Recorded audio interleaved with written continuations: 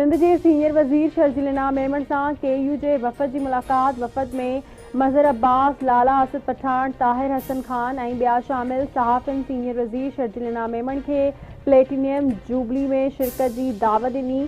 शर्जील मेमन जो चवणु है तो सहाफ़त और जमहूरियत एक ॿिए लाइ अहम आहिनि। सिंध हुकूमत सहाफ़िन जे मसइलनि के हल लाइ कदम खणी रही है। जमहूरियत लाइ सहाफ़ी बिरादरी जूं ख़िदमतूं विसारण जोगियूं नाहिनि।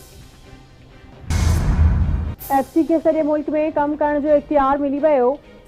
लॉ एंड जस्टिस डिवीज़न पारां FC जे फेडरल फोर्स में तब्दीली की पधराई जारी। पधराई मूजिब सदर फ्रंटियर कॉन्स्टेबलरी रीऑर्गनाइजेशन ऑर्डिनेंस 2025 जारी करे छॾियो। ऑर्डिनेंस मुताबिक फ्रंटियर कॉन्स्टेबलरी हाणे फेडरल कॉन्स्टेबलरी सॾाईंदी। FC बाबत क़ाइदा ठाहिया वेंदा। हर डिवीज़न में एक विंग कमांडर मुक़रर कयो वेंदो।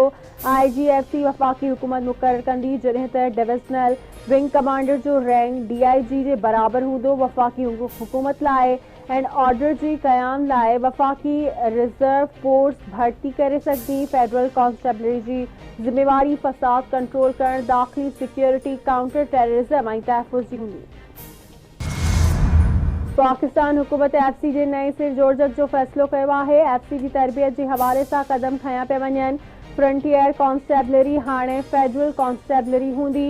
FC ॿियनि सिक्योरिटी लागू कंदड़ इदारनि जियां कम कंदी। अमन खे क़ाइम करण में FC जो ख़ुसूसी किरदार हूंदो। FC में सॼे पाकिस्तान में माण्हू भर्ती कया वेंदा। घरू मामलनि वारी ममलिकती वज़ीर तलाल चौधरी जी FC कमांडेंट सां गॾियल प्रेस कॉन्फ्रेंस। FC कमांडेंट रियास नज़ीर गाड़ा चयो आहे त FC के 6 डिवीज़न में विरहायो पियो आहे। फेडरल कॉन्स्टेबलरी जूं 41 विंग्स हूंदियूं।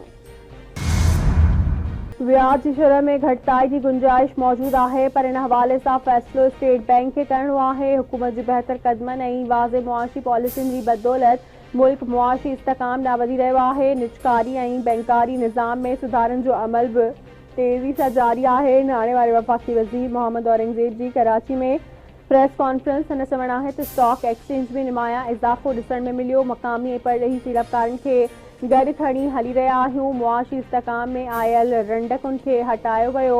ओवरसीज़ पाकिस्तानी मईशत जे इस्तेकाम में अहम किरदार अदा करे रहिया आहिनि। गर्दिशी कर्ज़ घटिजी रहिया आहिनि। बैंकुनि के मुआशी तरक्की में किरदार अदा करणो पवंदो। वापारी बिरादरी इस्लामाबाद अची गॾिजी वेही मसला हल कंदासीं। पघारदार तबके के जेतिरो रिलीफ ॾियणो हो ॾेई छॾियो आहे। माली वसीलनि तहत पघारदार तबके के रिलीफ ॾिनो आहे। सिंध जे मुख़्तलिफ़ शहरनि में किथे हल्की किथे तेज़ बरसात जो सिलसिलो जारी। कराची में कारा ककर छायल। हैदराबाद ऐं पासे वारनि इलाइक़नि में मिटी जो तूफ़ानी बरसात। मटियारी, काज़ी अहमद, सरहाड़ी, सकरन ॿियनि समेत शहरनि में बरसात खां पोइ गर्मी जो ज़ोर टुटी वियो। शिकारपुर, ठकराठो, गढ़ी यासीन, सुल्तानकोट, दौदापुर समेत ॿियनि इलाइक़नि में हल्की बरसात। जोही, टंडो रहीम खान, भान सईदाबाद में तेज़ हवाउनि सां बरसात। मौसम खुशगवार। मौसमियात खाते पारां सिंध में 17 जुलाई ताईं बरसातुनि जो इम्कान। इलेक्शन कमीशन मखसूस सीटुनि वारी विच जे केस जो फ़ैसिलो महफ़ूज़ करे वरितो। KP सेमी जी मखसूस सीटुनि ते मेंबरनि जी बहाली वारे मामले जी इलेक्शन कमीशन ने चीफ इलेक्शन कमिश्नर जी सरबराही में 5 रुकनी ॿुधणी कई। नून लीग, PPJUI, ANP समेत ॿियनि सियासी जमायतुनि जा वकील पेश थिया। धिरनि जा दलील ॿुधण बाद बेंच मखसूस सीटुनि जी विच वारे केस जो फ़ैसिलो महफ़ूज़ कयो।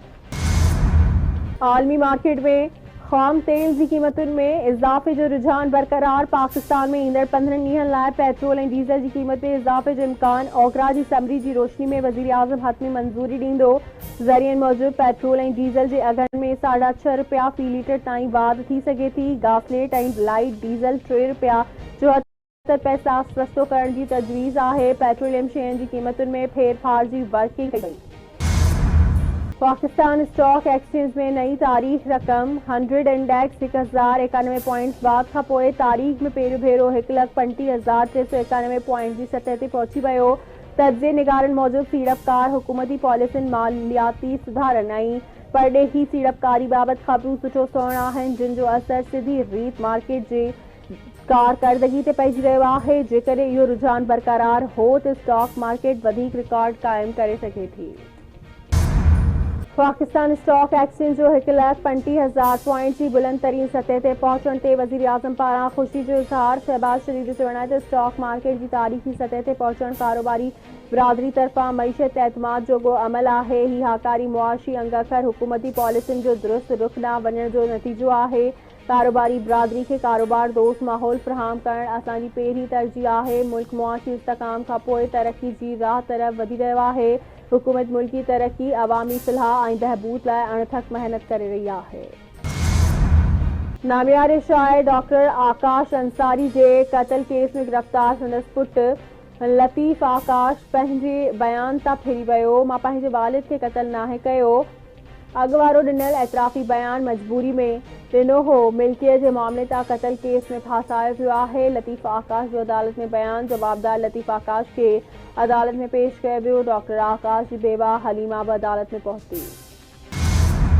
हैदराबाद में वधीक 71 इमारतूं ख़तरनाक करार ॾियण जी सिफ़ारिश। डीसी जी सदारत हेठि इजलास। सिंध बिल्डिंग कंट्रोल अथॉरिटी पारां सर्वे रिपोर्ट पेश। लतीफ़ाबाद में 38 सिटी में 28 ऐं ॿारहाड़ी तालके में 5 इमारतूं ख़तरनाक करार ॾिनियूं वयूं। हिन खां अॻु 74 इमारतूं पहिरियां ई ख़तरनाक करार ॾिनल। इंतिज़ामिया मूजिबि ख़तरनाक करार ॾिनल इमारतुनि में रहंदड़ माण्हुनि खे नोटिस जारी कया विया आहिनि। सिंध हुकूमत जी तर्जुमान सुमिता अफ़ज़ाल सैयद जो फारूक सत्तार जे बयान ते रद्दअमल।